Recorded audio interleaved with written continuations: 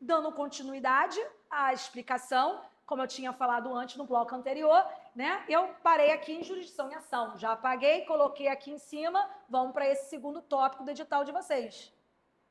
Na parte de jurisdição e ação, vai ser necessário fazer a leitura dos artigos 16 a 20 do Código de Processo Civil. E o próprio artigo 2º, que nós vimos lá na parte de princípios, é importante aqui para a parte de jurisdição, tá? Bom, em relação à jurisdição, primeira coisa, conceito. E aí, em relação ao conceito, gente, eu até comentei com vocês aí no bloco anterior, né? Mas vamos decifrar aqui, ó. Jurisdição, dizer o direito. Então, dizer o direito ao caso concreto, tá? Tome muito cuidado, que muita gente às vezes confunde, né? Os conceitos jurisdição, ação e processo. Inclusive, no materialzinho de vocês de apoio, vocês vão observar que eu escolhi um conceito doutrinário em relação à ação que traz exatamente esse raciocínio que eu trago e vou trazer aqui para vocês. Que quando você ali quer buscar uma resposta, né, a resolução daquela sua situação, tá, você acaba entrando com uma ação, né, para poder buscar o que? Essa tutela jurisdicional. Essa tutela jurisdicional é exatamente a jurisdição, que é o quê? Dizer o direito ao caso concreto. Então, para você obter a jurisdição, que o juiz diga o direito ao caso concreto, você entra com o quê? Com a ação. E a partir do momento que há a propositura dessa ação, forma-se o quê? O processo. Que é exatamente o que, gente? Esse complexo de atos aqui, ó, materializado. É claro que cada ato ele vai ter ali o seu andamento processual, então esse andamento é de acordo com o procedimento, né, de cada ato. E aqui a gente vai aprender o procedimento comum, tá? Mas agora eu quero que você entenda que jurisdição é dizer o direito ao caso concreto, é quando você busca essa tutela jurisdicional, mas para que você consiga isso, você vai exercer através do quê? Da ação. E aí, ao entrar com a ação, forma-se o quê? O processo. Bom, em relação à jurisdição, o que é importante saber? Primeiro, a jurisdição ela pode ser voluntária ou contenciosa.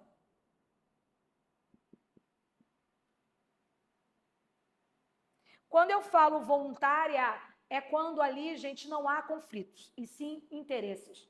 Tá? No caso da contenciosa, é quando há conflito, então há partes envolvidas ali naquela ação judicial.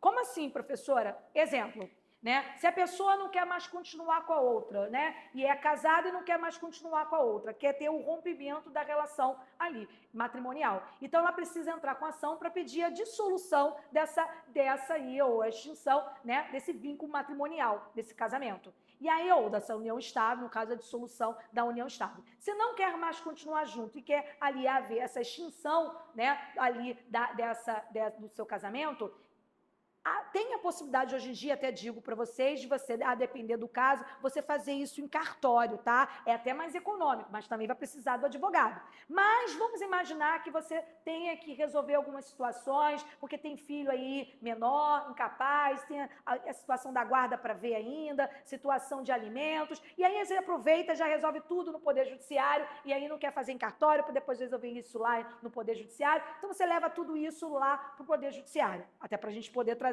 aí o exemplo de jurisdição, né? Então, em cartório, você não vai estar entrando com ação judicial. E aí, o que acontece? Quando há um acordo, isto é, for consensual, quando os cônjuges ali, realmente os dois, não querem mais continuar juntos, e aí quer oficializar aí o fim desse relacionamento, aí entra-se com a jurisdição o quê? Voluntária, ok? Porque ali não há conflito, né? Não há litígio. O que é litígio? Conflito levado ao conhecimento do Poder Judiciário. A parte só tem o quê? Os interesses envolvidos ali para que possa se configurar. Como também acontece quando você entra com uma tutela, uma curatela, que a gente vai aprender um pouco melhor sobre isso mais à frente. Então, o que acontece aqui? Né? Aqui não há conflito e sim interesses interessados. Já quando há um litígio, isto é, quando ali um quer e o outro não quer, né, o fim daquele relacionamento, precisa um cônjuge entrar com ação em face do outro. E aí há conflito, há partes, né? Vai ter parte autora e parte ré. E aí o que vai acontecer? Chama-se jurisdição que contenciosa. tá? Então, querem acabar com isso, tem um projeto de lei, né, para poder ali, né, se findar sem precisar de tudo isso, mas, por hora, estamos em novembro, né, de 2025, então é importante aí informar que hoje, né, nesse momento, que direito é assim, toda hora muda, tá, gente? Né? O que eu estou falando hoje pode ser que depois amanhã não seja mais, mas nesse momento aí, né, existe essa possibilidade, no caso litigioso, entrar com ação de jurisdição contenciosa e ali questionar, né, ali pedir ali o fim daquele relacionamento, ok? Bom, já em relação à ação, já dei o conceito para vocês, ponto importante aí do edital de vocês é em relação ao que?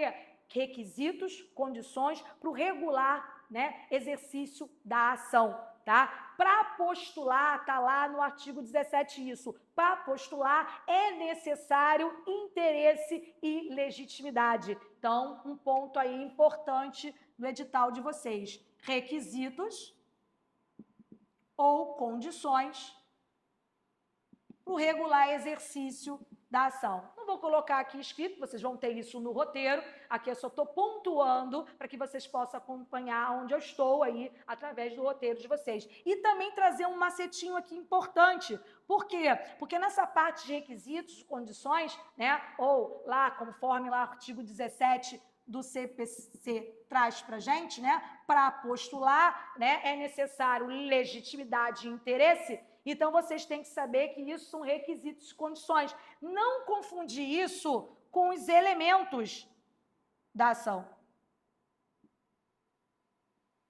Ok? E aí eu sempre trago o quê? Esse macetinho, porque tem algumas questões, e vocês vão reparar, né, no material, que é literalidade. Bastando ali saber quais são os requisitos, condições, né, e aí diferenciando dos elementos, você acertaria uma questão tranquila, porque na hora que eles perguntam assim de forma literal, eles colocam misturado. Letra A e bota legitimidade de interesse, é essa a resposta correta. Aí chega lá na letra B, bota pedido e causa de pedir. Letra C, e vai fazendo assim, ou a mistura, ou trazendo os elementos como sendo aí a opção, como certo do que está sendo pedido no enunciado. Mas se estão pedindo os requisitos ou condições, você vai ter que lembrar do que? Do li. O que é li? Legitimidade, esse L aqui de legitimidade, e esse I aqui de interesse. Claro que na hora da prova pode acontecer, gente, deles aqui, vou apagar aqui a parte do processo, tá? Que eu vou precisar escrever aqui ao do lado. E aí pode acontecer de vir escrito legitimidade ad causa em latim, que significa legitimidade da causa, não vai estar errado, tá? E o interesse, em vez de vir igual a letra da lei de artigo 17, ele bota lá interesse de agir. Também não está errado, então isso pode acontecer e aparecer na provinha de vocês. O que vai estar errado é se ele trouxer no lugar de legitimidade, interesse, ele trouxer o quê? O CPP. O que é o CPP? Não é o Código de Processo Penal não, hein? Estou no Direito Processual Civil, né? O CPP aqui, ó, causa de pedir, pedido e partes. Partes, como eu comentei aqui com vocês, né? E vai ter o conceito isso, né? Lá na parte sujeito do processo tem um conceito de parte para vocês doutrinário, mas a parte é aquele que entra com a ação, é aquele que sofre a ação, né? Em face de quem sofre a ação. Então, nós temos as partes, é o elemento da ação. Nós temos o quê? A causa de pedir, que são os fatos e os fundamentos, ok? E nós temos o quê? O pedido que você vai ali pleitear. Mas como assim? Lembra do acidente de trânsito, daquele exemplo? Então, quem é a parte? Maria. Né? Parte autora. Quem é a parte ré? A empresa de ônibus. Ali ela vai contar os fatos, fundamentos. O que são os fatos? Que no dia tal, na hora tal, né, o motorista em alta velocidade perdeu a direção, acabou batendo com, né, o veículo. Isso são os fatos. E os fundamentos? Responsabilidade civil, né? Ali vai poder responder pelos danos sofridos. E os pedidos? Aí você vai pedir dano moral, pode ser que você peça ali também dano material, pode ser que o vidro com impacto quebrou, cortou o seu rosto, ficou com uma cicatriz aparente, e aí o que? Dano estético. Isso são o quê? Os pedidos, que pode ser, tem aí os pedidos imediatos e imediatos, ok? Beleza? Então, cuidado. Questão literal, que cobre aí de vocês requisitos, né? Ou as condições, fique atento para não confundir com o quê? Com os elementos. Mas basta conhecer isso, só saber isso? Não. Porque tem questão de prova, né? Que exige de vocês saber o que é legitimidade, tá? E o que é interesse. E aí você tem que saber que legitimidade, existe a legitimidade ordinária e é o que? Extraordinária. Em relação à legitimidade ordinária, ela pode ser ativa ou passiva. Ok? E a legitimidade extraordinária, ela pode ser conhecida, vocês podem encontrar também na provinha de vocês, como substituição processual.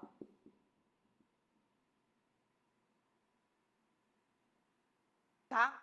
E aí, por que eu preciso saber disso? Teve uma questão de prova da FGV, tá? Que fala assim, que o Ministério Público entrou com ação ali de investigação de paternidade em face, né, de um suposto pai, tal. E aí perguntava para vocês nessa questão, né, qual era ali o sujeito ali, o Ministério Público nessa ação judicial, ele era ali representado. Letra A, legitimidade ordinária, ativa. Letra B, estou trazendo assim, mais ou menos, tá? A questão não era exatamente assim nas opções, não. Aí tinha lá legitimidade extraordinária, aí tinha lá, né, e trazia ali a mãe, né, que não estava naquela ação judicial, dizendo que era representada do Ministério Público. Aí tinha a opção lá do menor, né, que no caso era a criança, né, falando que era legitimidade extraordinária, ativa, falava ali do pai, né, que era ali. Então, quer dizer, isso, gente, pode acontecer. Ele criar uma situação hipotética, em cima dessa situação hipotética, você tem que ali apreciar, né, quem é quem desses sujeitos. Né? Ele tem legitimidade ali ordinária? Sim, ativa ou passiva? Ele tem ali a legitimidade extraordinária ou substituição processual? E quando é possível isso acontecer? Então, a gente vai ter que trazer para cá o artigo 18 do Código de Processo Civil. E aí saber que, em regra, ninguém poderá pleitear em nome próprio direito que, gente? Alheio. Então, não pode a pessoa em nome próprio pleitear o que? Direito de outrem. Tá? Nem a defesa de outrem, ok? Tá? Agora, toda regra tem o quê? Exceção. E qual seria essa exceção? Quando há uma autorização do ordenamento jurídico. E aí eu afirmo a vocês, por lei, o Ministério Público tem ali autorização para estar em nome próprio, pleiteando o quê? Direito alheio. E ali, no caso, ele está entrando com ação, né? Ali, pelo menor, né, para poder o quê? Contra em face do seu pai nessa ação de investigação de paternidade. E aí, nesse caso, né, o Ministério Público, ele está sendo como o quê? Legitimidade o quê? Extraordinária. Agora, e se fosse uma outra situação? E se não fosse o Ministério Público, né? Como é que seria isso? Deveria estar ali o quê? O menor, mesmo ele sendo menor, Então, vai estar ali o menor, porque o menor, gente, é ele que quer a investigação de paternidade, é ele que quer saber o quê? Sobre a confirmação se o pai é o pai realmente dele, né? Ou mesmo que fosse uma ação de alimentos, né? O menor ia entrar com ação em face do pai, exigindo o quê? O pagamento, né? A condenação do pagamento dos alimentos. Então, nessas circunstâncias, é o menor, independentemente da idade, vai estar lá, ó, porque ele tem a legitimidade ordinária ativa, porque ele tem o direito, entendido? Então, ele vai ter o direito de pleitear isso através de uma ação judicial. E quem vai ter legitimidade ordinária passiva? O pai. Tá? No caso de alimentos, o pai, no caso ali, né, de investigação de paternidade, a ação de investigação, confirmando que ele é o pai, ele terá a legitimidade o quê? Ordinária passiva. Mas e a mãe entra onde? A mãe vai até estar nesse processo. E já digo mais, o Ministério Público também estará. Mas o Ministério Público não estará como parte, como o meu primeiro exemplo, que foi questão de prova. O Ministério Público vai estar aqui como fiscal da ordem jurídica, porque ele vai fiscalizar se vai estar ocorrendo tudo direitinho, porque a gente vai aprender na parte do Ministério Público que o Ministério Público ali ou é a parte ou ele é fiscal da ordem jurídica, quando situações que envolvem o quê? Incapaz. Então, como eu falei que ele é menor, ele é o quê? Incapaz. Então, vamos imaginar que ele tenha 9 anos. Se ele tem 9 anos, ele é absolutamente o quê? Incapaz. Né? Então, se ele é absolutamente incapaz, né, ele tem direitos, né? Mas ali no caso, gente, por ele ser incapaz, ele não vai ter a capacidade para estar em juízo, que é a capacidade processual estrito sensu. Não tem nada a ver com legitimidade. Não confundem aí esses conceitos. Daqui a pouquinho, assim que eu terminar aqui, explicar para vocês na sequência cooperação e competência, a gente entra na parte de capacidade processual, que começa a partir do artigo 70, né, até o 76 do Código de Processo Civil. Lá eu explico melhor sobre a questão de capacidade. Por hora, eu só quero que você entenda que a mãe ali, nesse caso, como ele é absolutamente incapaz, ela vai estar ali representando ele. E aí, representação, não confunde, não é parte. Ela vai estar ali gestora, ela não vai estar ali como parte. Então, quem é a parte vai ser quem? Vai ser ali o menor, porque ele tem legitimidade, ok? E não a mãe. A mãe simplesmente vai estar ali o representando. Se ele tivesse mais de 16 anos, professor, porque até 16 anos, né? Menor de 16 anos, seria absolutamente incapaz, tá? Isso no artigo 3º do Código Civil. Mas se tem mais de 16, né? E menos de 18 anos, é relativamente incapaz. Continua sendo incapaz, né? Vai precisar o quê? Ser assistido, nesse meu exemplo aqui, pela sua mãe, ok? Então, não vão confundir. Mas quem tem o direito é quem? Né? É ele o menor, né? O Júnior, que tem 9 anos. Então, ele que tem legitimidade ordinária ativa, porque ele está propondo essa ação. A mãe meramente ali como o quê? Vai estar uma pessoa que estava representando ou assistindo ele, conforme artigo 71 do Código de Processo Civil. Beleza? Ok? Bom, agora, professora, a senhora falou que a legitimidade extraordinária ou substituição processual, a senhora deu exemplo do Ministério Público, né? Que foi até uma questão de prova. Mas é somente Ministério Público? Não. Existem várias situações onde a lei pode estar autorizando. Quer ver? Eu dei um exemplo do Ministério Público entrando com ação como parte, né? Como parte ali, né? Que está propondo ação. Mas vamos imaginar ali a outra parte, que tem a parte autora e tem a parte ré. Mas pode isso acontecer lá também? Sim, tem algo que está na lei, lá no artigo 109 do Código de Processo Civil, que já caiu em prova também, que traz a seguinte situação para vocês poderem entender aí o que significaria melhor essa questão do que de estar em nome próprio, mas o que? Mas o direito à defesa de o quê? Né? Da pessoa alheia a que está ali. Então, vamos lá. Vamos imaginar a seguinte situação.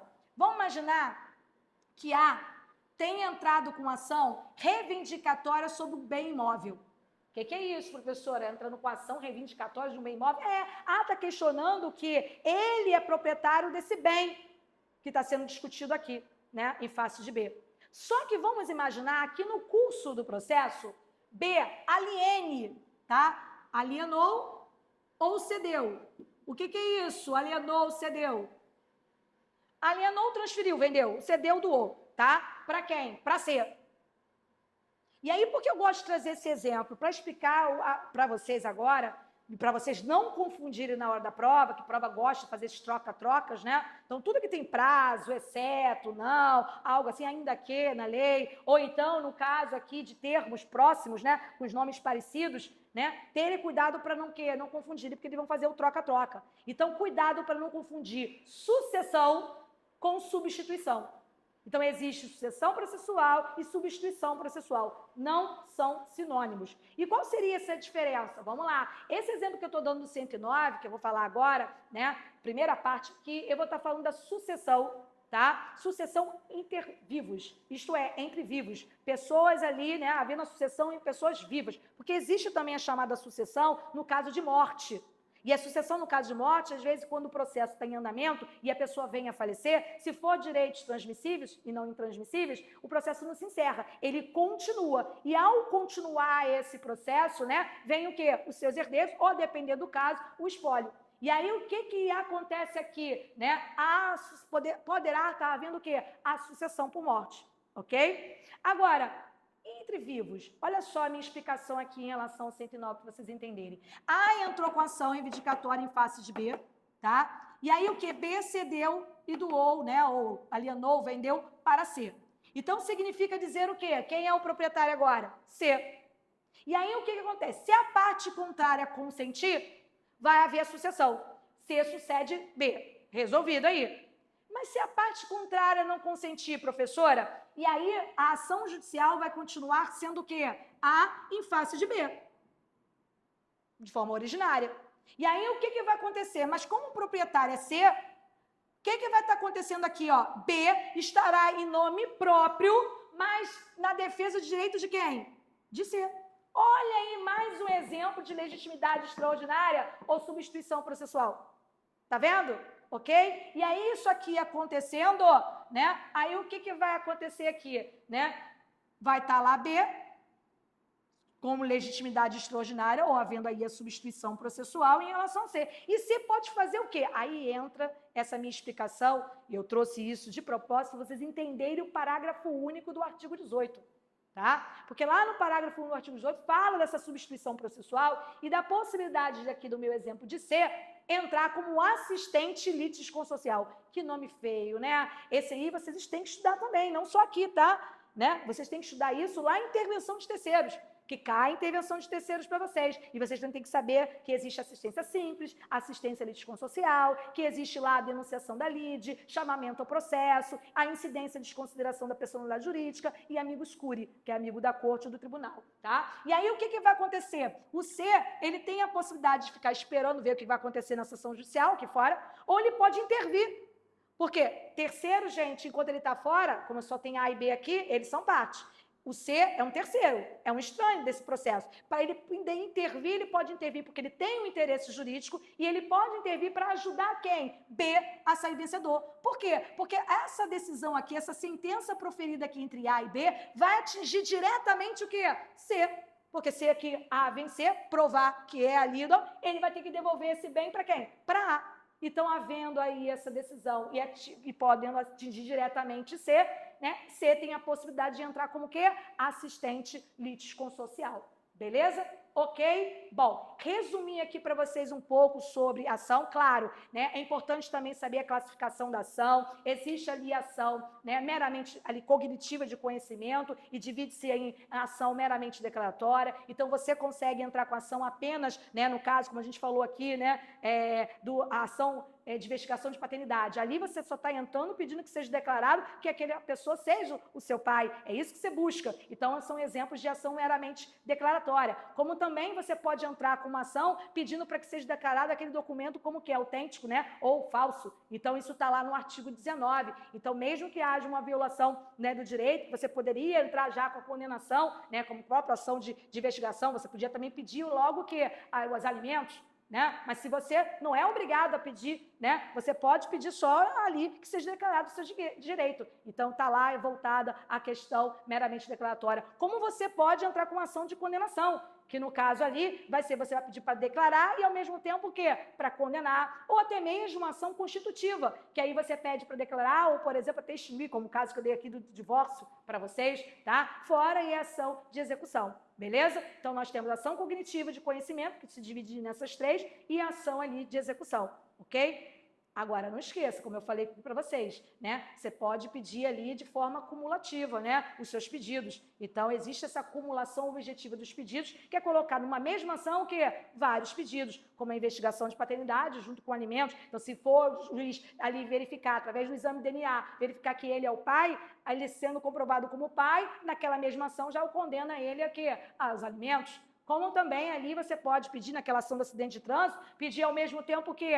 Pedir ao mesmo tempo o dano moral, o dano material, o dano estético, numa mesma ação, né? São as cumulações objetivas de pedido. Fora que existe também as ações cumulativas, né, de forma subjetiva, acumulação subjetiva a acumulação subjetiva, né? A acumulação subjetiva está relacionada aos sujeitos. Então, pode acontecer de uma ação judicial ocorrer o chamado litisconsórcio. Então, não pode acontecer que dentro do ônibus estava Maria, João, José, e procurar do mesmo advogado, e aí o advogado resolva colocar todos eles na mesma ação, no polo ativo, e aí em face daquela empresa. Então, isso é litisconsórcio. Então, em relação à ação, está havendo o quê? Uma acumulação subjetiva nessa ação. Beleza?